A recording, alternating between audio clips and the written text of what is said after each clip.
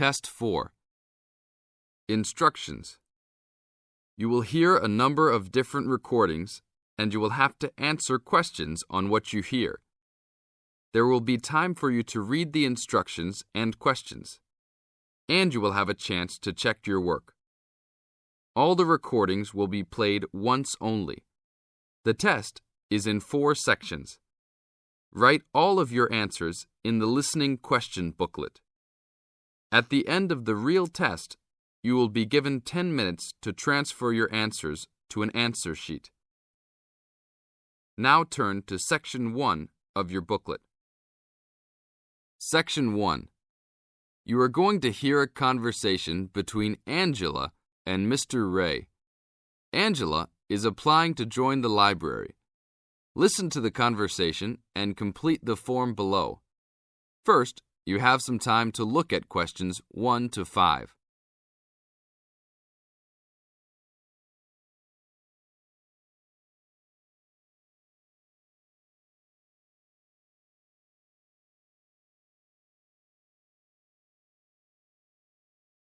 You will see there is an example which has been done for you. On this occasion only, the conversation relating to this will be played first. Hello, how can I join the library?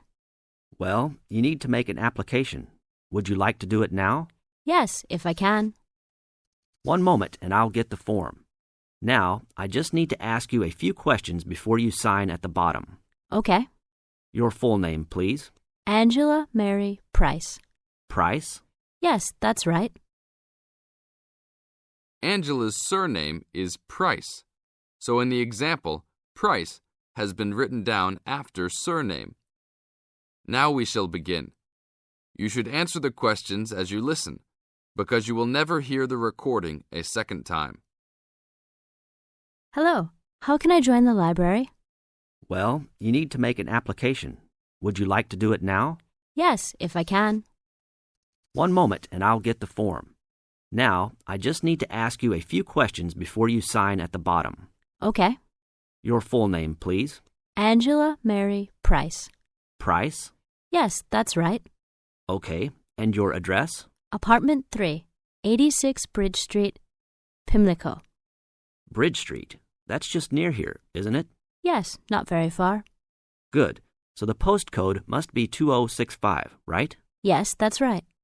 Now, your telephone number. I need both home and work if you have them. My home number is 8763-5142, and work is 8456-1307. Do you need anything else, like ID or something? Yes, your driver's license will do, if you have one. Right. It's easy to remember. I know it by heart. 4040AC. I'm afraid I'll also need to see it. Okay, here it is. Thanks. And your date of birth, please? 24 March 1981. Okay, thanks. That's the most important part completed. But if you don't mind, I'd also like to ask you a few questions for a survey we're conducting. Yes, that's okay. Now you have some time to read questions 6 to 10.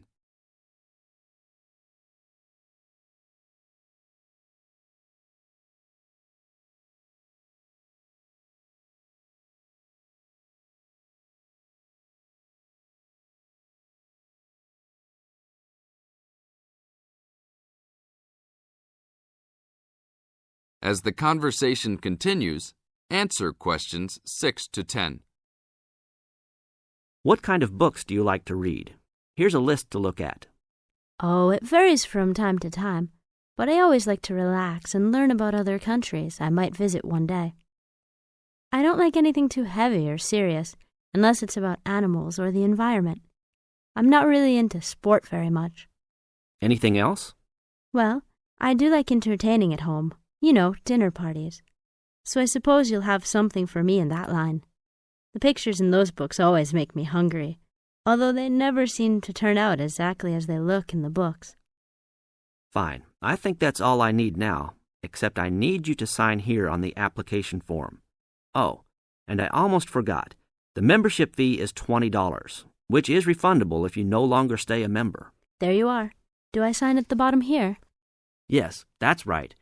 You can borrow books now if you wish, although your membership card won't be ready until next week. So if you want to borrow today, you can pick up your card when you return your first books. That's if you want to take some now. I think I will, but I'll have a look around first. Okay, take your time. This is the end of Section 1. You now have half a minute to check your answers.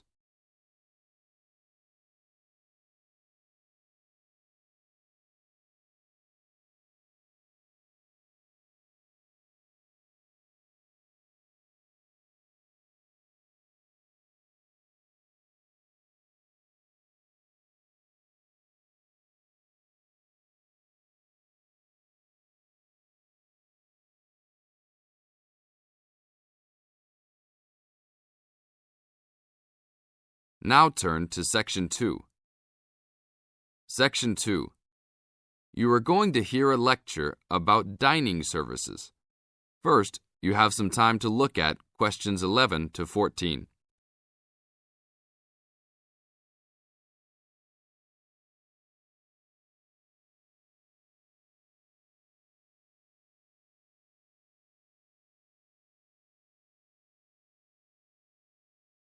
Now listen to the tape and answer questions 11 to 14.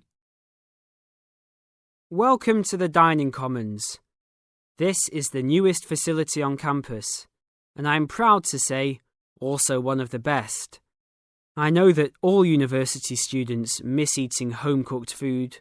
Well, this year, we are hoping to provide students with food and services that will make you feel at home, even without your family. The administration has been listening to the voice of the students.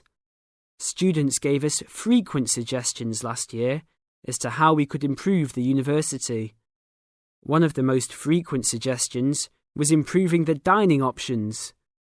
We have been working hard all summer to come up with ideas that will make student life in the dormitories more pleasant. One of the new options we are offering in the dining facilities is variety in student meals. Last year, there was a set menu for every dinner, so if students didn't like the food, there was no choice. Students had to eat whatever was served. But this new dining facility has 3 completely unique areas, each with a different theme. At every meal, there will be 3 options for students to choose from. For example, there might be Italian food at station number 1, which might consist of pizza and pasta. At station number 2, there would be American food, consisting of hamburgers and hot dogs. At station number 3, there could be vegetarian soups and salads, accommodating all the vegetarians. We hope that with the greater selection of food, all students will find something to their liking. Now look at questions 15 to 20.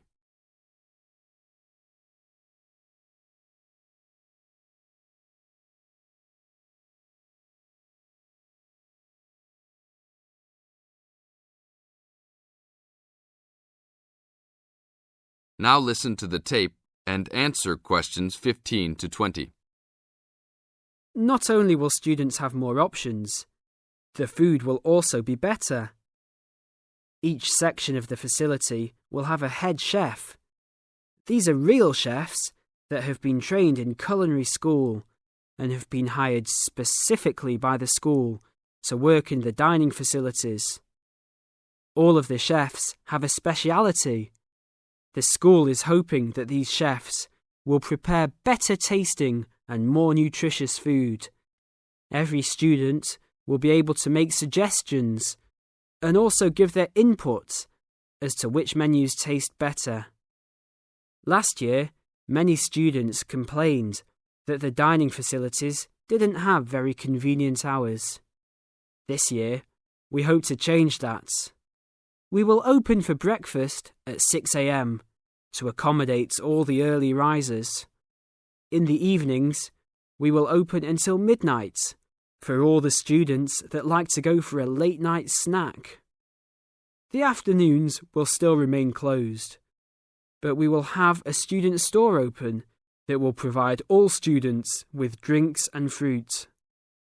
The student store will be open every day from 2 p.m. to 5 p.m. Every student that has paid full tuition and dormitory fees has already paid for their dining facility fees. Students can eat at any time and in any amount for free. If you are a student that does not live in a dormitory, you can still purchase a dining facility card. This card will entitle you to the full services of the dining facility. This card is available only for students and is not open to the general public. If you are not a student and wish to dine here, you must purchase meals at the door. There are a few rules to follow. Even though we do not limit the amount of food that can be taken, we do not want students to waste food. Please do not take more than you can eat. Also, every student must clean his or her own trays and plates. We will provide plates and trays for student use, but please do not abuse these items. Please do not leave your plates on the tables. Your parents are not here to clean up after you anymore, so I hope all students will be responsible. Thank you for your attention and enjoy the upcoming year. This is the end of Section 2. You now have half a minute to check your answers.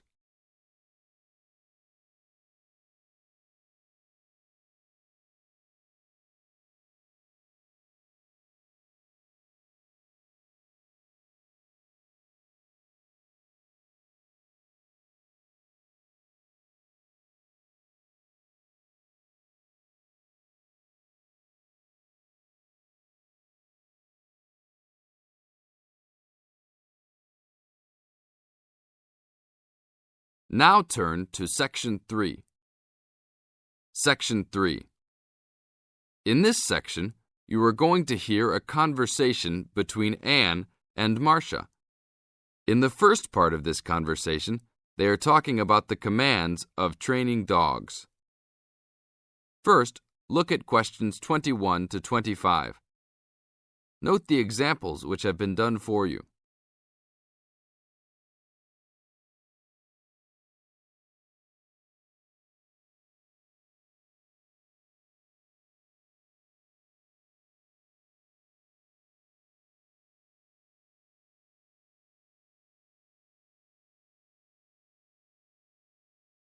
Now listen to the first part of the conversation and answer questions 21 to 25.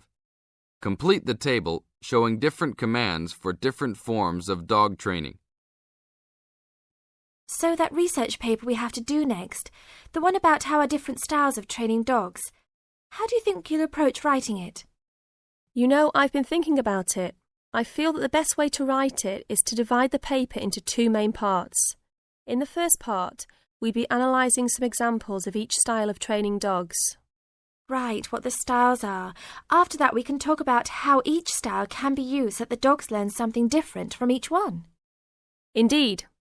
Maybe we could draw a chart and compare examples of each style of training, one at a time. So the different kinds of training would be simple obedience training. There you would have things like teaching them to sit, stay in one place, and so on. Right. So included in here would be simple audio commands like speak. Yes, basic commands are just spoken words, aren't they? And then there would be the more guard-oriented training, where the dogs are trained to know a specific place well. Patrolling and barking are probably the best examples, because most people have seen them in many places, especially in homes. And this would lead us to the attack dog training, which is physical as well as spoken, training the dog to knock someone down, and even biting if they have to. Right, so there's another category as well, sniffing dogs, which make up the searching category. I've read that in the UK, every major airport and government building has these dogs to search for all kinds of dangerous items. In the second part of the conversation, Anne and Marcia talk about all kinds of training and what kind of dogs they are suitable to. Look at questions 26 to 30.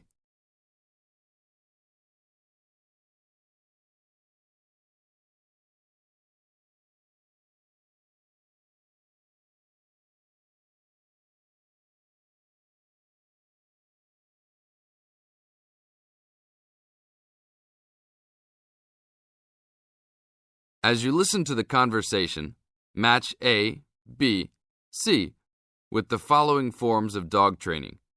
One has been done as an example for you. Listen carefully and answer questions 26 to 30. I can believe that. Well, we have a good list to build on. We're finally getting started now, so let's try to figure out when each type of dog training should be used. I guess we can start by trying to figure out the best situation for each type of dog training.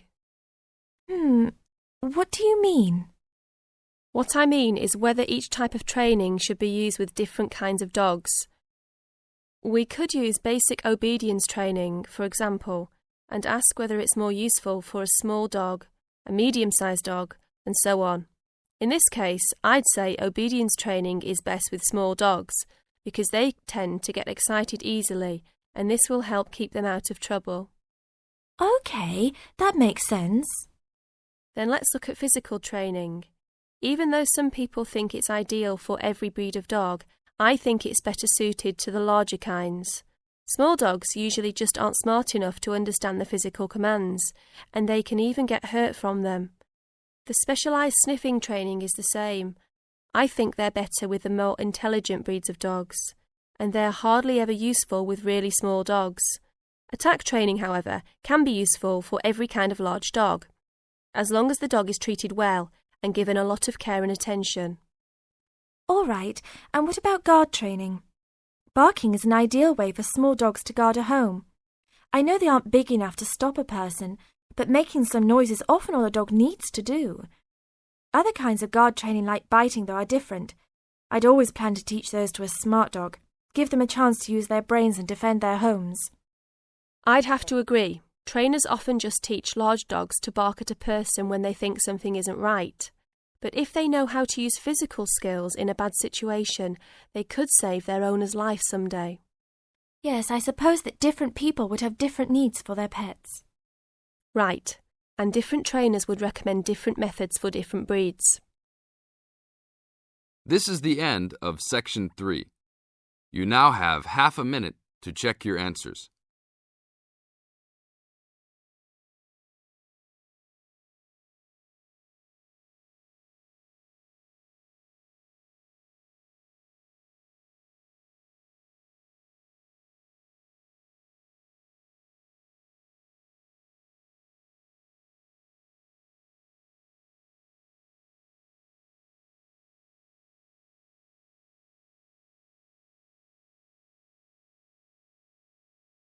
Now turn to Section 4. Section 4. You are going to hear a lecture about dorm rooms. First, you have some time to look at questions 31 to 40.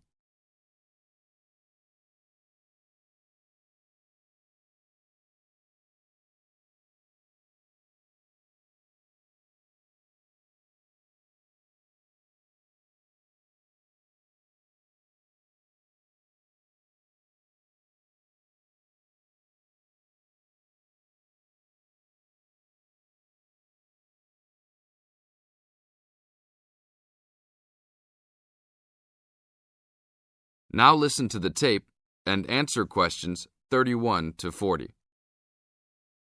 Welcome to your new home for the upcoming year. These dorm rooms are among the best in the nation and are the newest ones at this school. So I hope you will all learn to appreciate them and take good care of all the facilities here. I am Gina, and I will be residential advisor in this building for the year. Today I am going to tell you about some of the programs and facilities that are available to you. I will also be telling you the rules that everyone is expected to abide by. I will be asking you to give me your full attention for the next few minutes. I will first tell you about the facilities that are available to you. The dining facility is located on the first floor of the building. It is open 7 days a week from 7 a.m. to midnight. All the food offered to students is freshly made every day, and my own opinion is that the food is actually quite good. Feel free to come and grab a banana for breakfast or sit down with a group of friends for dinner. Although your meals are served buffet style, please do not waste food. All students are expected to clean their own tables after meals. In the basement of this building, there is a gym and recreational hall. The gym has workout equipment such as treadmills and weight sets. In the recreational hall, there are ping pong tables and a pool table for student use. You must sign in when using this equipment, and you will be held responsible for any damages or losses. The gym and recreational hall are open daily from 10 a.m. to 10 p.m. There is a kitchen located on the second floor of this building. Your dorm key will open this door. Inside there is a refrigerator, a microwave, an oven, and a stove. This room is open 24 hours a day, 7 days a week. If you decide to cook a meal, please be considerate to all the students and clean up after yourself. You can use some food in here, but please do not make a mess. Some students do end up having their food eaten from the fridge, so be careful. Don't leave anything that looks like it tastes really good. Do not leave pots and pans lying around in the kitchen. Please store these in your room.